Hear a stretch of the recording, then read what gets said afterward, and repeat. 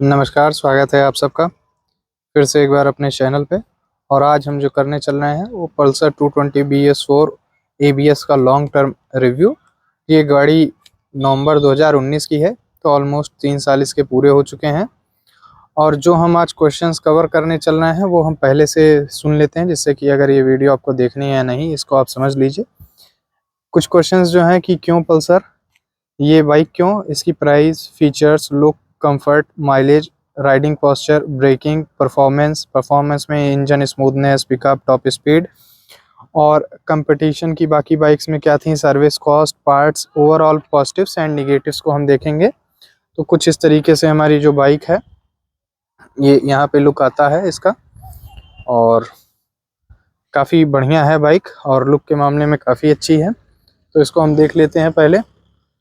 और अगर थोड़ा नॉइस आ रहा होगा तो इसके लिए जो है सॉरी, क्योंकि यहाँ पे थोड़ा ओपन प्लेस में है जिससे कि वाइडर तरीके से ये दिख पाए। और इसके अलावा देख लेते हैं कि इसने कितने किलोमीटर कवर किए हैं अभी तक। तो बाइक ने अभी तक 14,481 यानी ऑलमोस्ट 14,500 है, 14,500। तो कुछ इस तरीके से आप सीधे शुरू करते हैं कि वाई दिस। तो बेसिकली ये जो बाइक थी और ये काफ़ी अच्छी बाइक थी, कम्प्लीटली पैकेज काफ़ी अच्छा था इसका।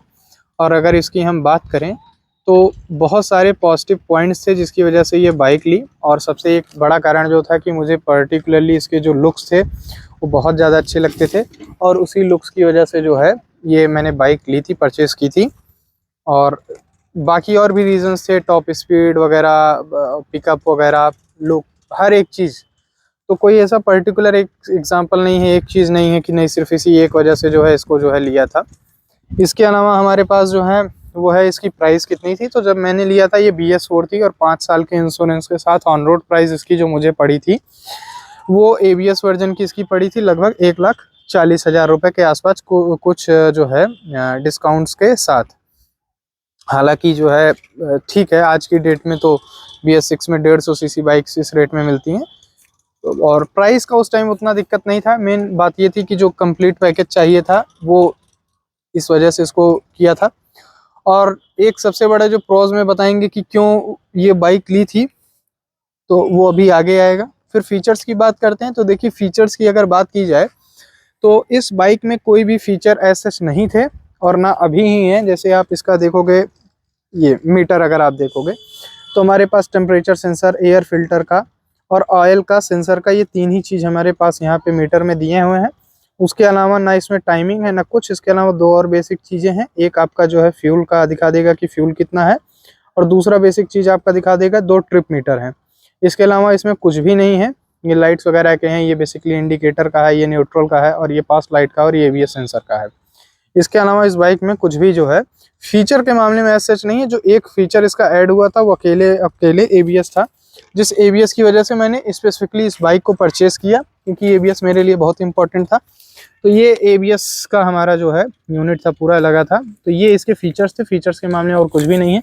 इंजन वगैरह की आप बात सब जान ही चुके हो कि ये जो है बेसिकली ऑयल कूल्ड है और कुछ अलग इसमें फीचर्स नहीं है।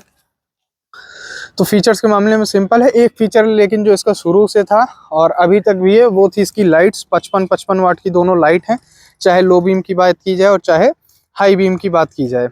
अब बात कर लेते हैं कि इसके जो लुक्स हैं। तो देखिए, लुक्स की जो बात की जाए, पर्टिकुलरली सबका अपना ओपिनियन होगा, पर मुझे भी आज के डेट में जो इसके लुक्स की बात है वो अलग ही है। अभी भी लोग 2006 की लॉन्च हुई ये बाइक है और अभी भी लोग जो है इसको पलट पलट के देखते हैं कहीं पे भी जाओ। तो यानी लुक्स तो इसके काफ़ी अच्छे हैं। और मुझे आज की डेट में, जैसे अगर आप बात करोगे नई बाइक्स हैं, नो मतलब किसी को ऑफेंड होने की ज़रूरत नहीं है, लेकिन जो हमारे पास बाकी जैसे बाइक्स हैं, नेक्ड बाइक हैं, उनसे तो काफ़ी अच्छी मुझे लगती है। ठीक, अब R15 और बाकी चीज़ों में आप कंपेरिजन कर सकते हो अपना, लेकिन मुझे फिर भी जो है ठीक लगती है।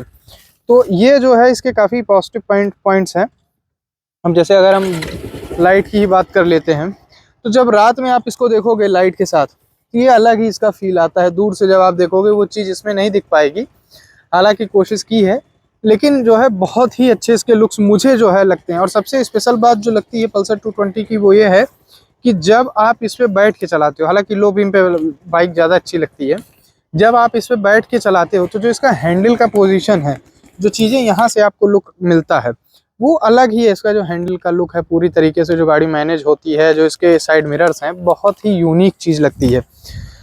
और फिर अगर हम बात कर लेते हैं इसके माइलेज की, तो माइलेज का हम क्या बोले, माइलेज में कई सारी प्रॉब्लम्स थी जिसकी वजह से एग्जैक्ट माइलेज बता पाना बड़ा मुश्किल है। पर फिर भी जो हम बोलेंगे कि फिर भी जो माइलेज की बात की जाए कि अगर आप बहुत रफली चल रहे हो तो आपको जो है 25-30 के बीच में मिलेगा सिटी में, हाईवे पे भी लगभग 30 के मैक्सिमम, और अगर आप नॉर्मली चल रहे हो तो 30 से 35 के बीच में, और अगर आप बहुत सिंसियरली चल रहे हो, हाईवेज पे चल रहे हो, तो 40 टू 45 आप निकाल सकते हो।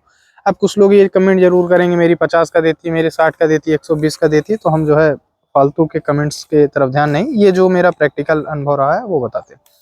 अब बात करते हैं सबसे इम्पोर्टेंट जो किसी भी बाइक में होता है, वो राइडिंग पोस्चर की बात होती है। तो राइडिंग पोस्चर जो इस बाइक का है वो बहुत ही बढ़िया है। और आप इसकी सीट वगैरह अगर आप देखेंगे तो मेन रीज़न यही था कि इसका जो कंफर्ट था और जो सीट थी ये काफ़ी अच्छी है। और जो हैंडल के साथ इसको आप जब चलाते हो तो इसमें जो आपका हाथ होता है वो एकदम परफेक्टली जो है बैठता है। ऐसा नहीं कि आप झुके होते हो, लीन कर रहे होते, यानी जो पूरी पोजीशन है राइडर की बैठने की वो बहुत ही अच्छे तरीके से यहाँ पे जो है मेंटेन की गई है। साथ ही साथ पिलियन की जो सीट है हल्की सी ऊंची है, लेकिन फिर भी मैनेजेबल है बाकी बाइक्स के कंपैरिजन में। तो ये जो है इसका राइडिंग पोस्चर काफ़ी अच्छा है। और लॉन्ग राइड्स मैंने की है काफ़ी सारी, लॉन्ग राइड्स मतलब ऐसा सच नहीं कि 500-600 किलोमीटर की, लेकिन हाँ हम कह सकते हैं कि जैसे 200-300 किलोमीटर 400 किलोमीटर दिन भर में बाइक चलाए हैं। तो थकावट तो किसी में भी बाइक में लगेगी, जो भी लोग कहते हैं, लेकिन ये कहना कि वो थकावट बैठने की थकावट होती है, बाइक चलाने की थकावट नहीं कि हाथ दर्द कर रहा है बाकी चीज़ें कर रही हैं। तो इसलिए कंफर्ट तो काफ़ी अच्छा है।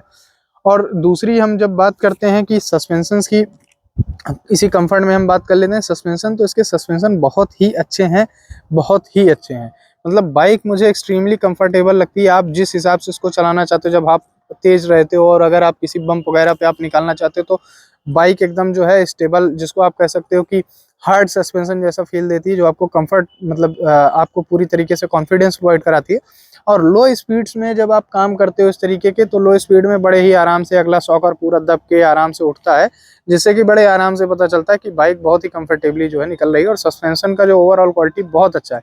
इवन पिलियंस से मैंने जो इसका फीडबैक लिया है, पिलियंस जो पीछे राइडर के पीछे बैठते हैं उनका भी कहना है कि बाइक काफ़ी कंफर्टेबल है, और जो लेडीज़ हैं उनके लिए भी कंफर्टेबल है। लेडीज़ वगैरह बैठती हैं तो उनका भी फीडबैक है। हालांकि एक जो अपडेट मुझे कराना पड़ा था वो था इसके ग्रैब रेल्स का, तो उसमें आपको वो सिंगल वाले मिलते थे, जो लेडीज़ की वजह से जो है मुझे ये वाले कराने पड़े, और ये कहीं ना कहीं ज़्यादा सूटेबल और ज़्यादा कंफर्टेबल रहते हैं। तो ये हमने बात कर ली पोस्चर की। अब अगर हम बात करते हैं ब्रेकिंग की, तो ब्रेकिंग देखिए अगली ब्रेक तो काफ़ी अच्छी है, ठीक है, एबीएस का बहुत बढ़िया है। लेकिन अगर हम बात करते हैं ब्रेकिंग, ओवरऑल ब्रेकिंग, तो ओवरऑल ब्रेकिंग काफ़ी बेकार है। पिछली ब्रेक्स एकदम यूजलेस हैं, किसी काम की नहीं है।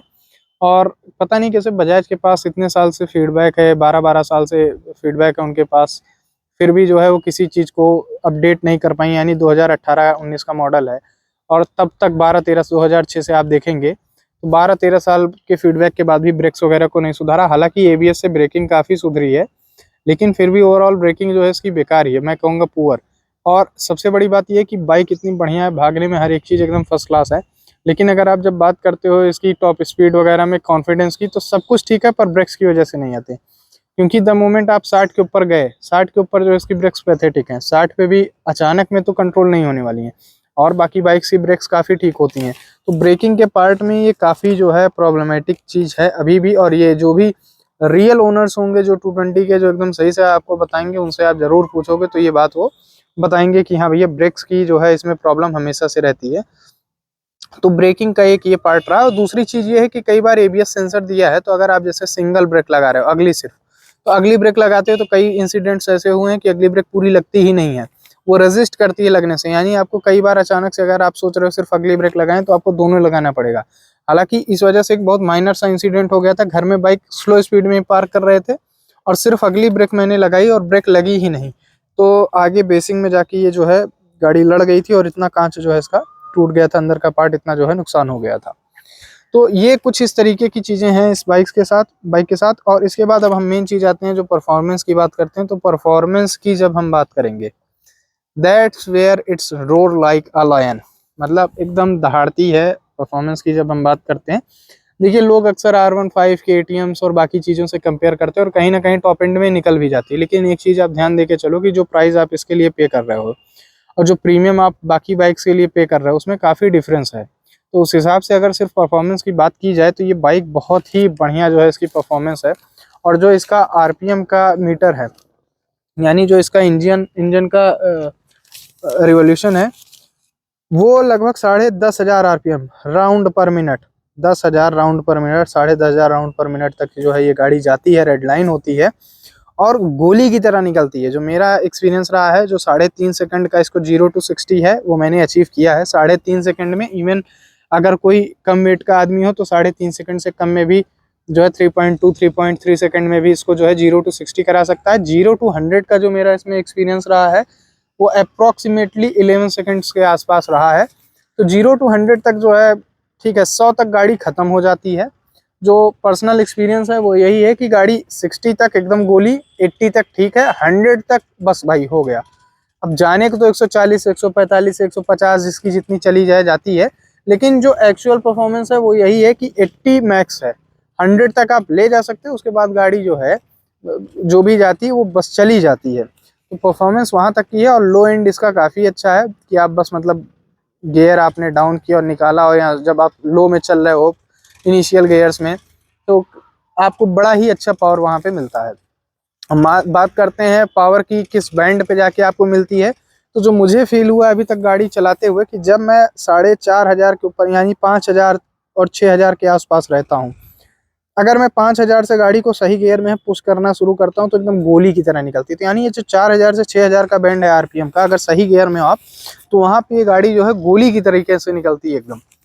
और फिर अगर हम बात करते हैं इंजन स्मूथनेस की, तो इंजन स्मूथनेस इसका जो है बहुत ही मतलब ठीक है, अगर आप 10 में से रेट करेंगे तो अप्रॉक्सीमेटली 6 6.5 इंजन स्मूथनेस शुरू में थी। हालांकि इसमें मैंने बहुत सारी चीज़ें की, बहुत सारा गाड़ी को बहुत ही अच्छे से मेंटेन रखता हूँ, प्रॉपर सर्विस, टाइम पे सर्विसिंग, हर एक चीज़ पर इंजन स्मूथनेस जो है वो कहीं ना कहीं मिसिंग है।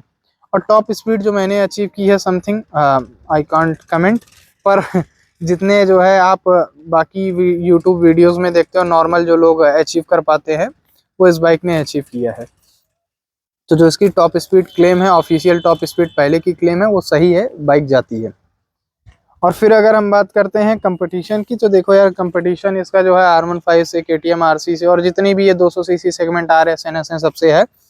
तो कंपटीशन एज सच कोई भी नहीं है और कंपटीशन एज सच है भी। लोग जब लेते हैं तो उनका कुछ पर्टिकुलर नीड होता है, उस पर्टिकुलर नीड को अगर कोई व्हीकल फुलफिल कर रहा है तो उसी पर्टिकुलर नीड की तरफ जाते हैं, उस व्हीकल की तरफ जाते हैं। ये जो हमारा बेसिक सा तरीका है, इसी जरिए जो है ये सारा काम होता है।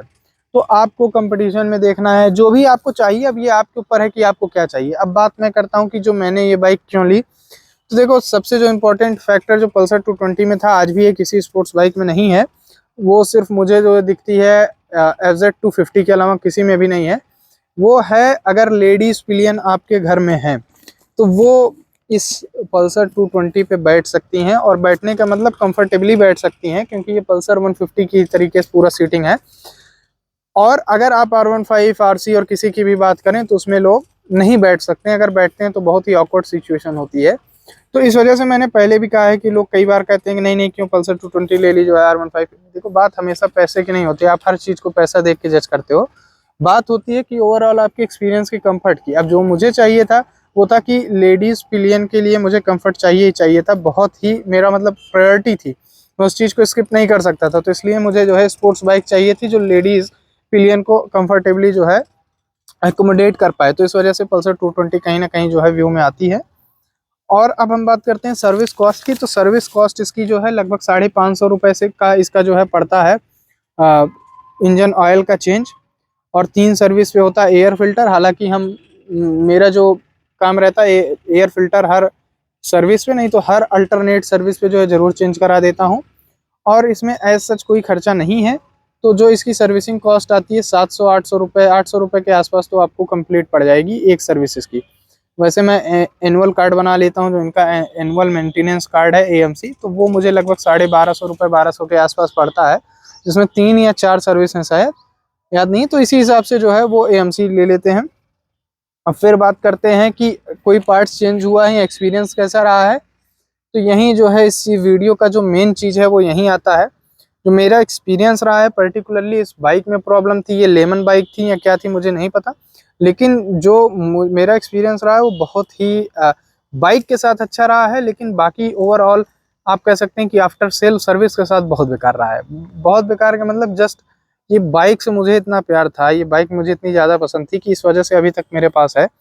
और अब हालांकि हालांकि ठीक हो गई है 3 साल की कड़ी मेहनत के बाद जो है, नहीं तो जो है बिल्कुल भी इसको कोई और रखता ना। जो कि सबसे बड़ी बात आप इसमें देखिएगा, इधर ये क्लच वन वे की असेंबली होती है।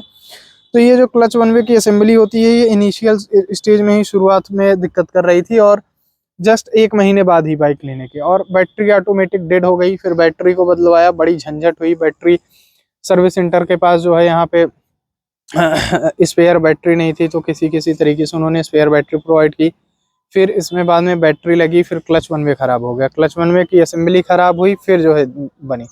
और इसी टाइम में इनिशियल स्टेज में जो बाइक में एक और प्रॉब्लम थी वो ये थी कि गाड़ी जो है बहुत ज़्यादा बंद हो रही थी, और स्पीड ब्रेकर पे अगर आप स्लो हो रहे हो या मोड़ पे स्लो हो रहे हो तो ऑटोमेटिक बंद हो जा रही थी। ये प्रॉब्लम मैं बताया, और 2.5 साल तक जो है सर्विस सेंटर वाले इसको जो है किसी भी तरीके से ढूंढ ही नहीं पाए। फिर एक मैकेनिक उनके यहाँ आया है, विजय नाम का, जो है अहमदाबाद से।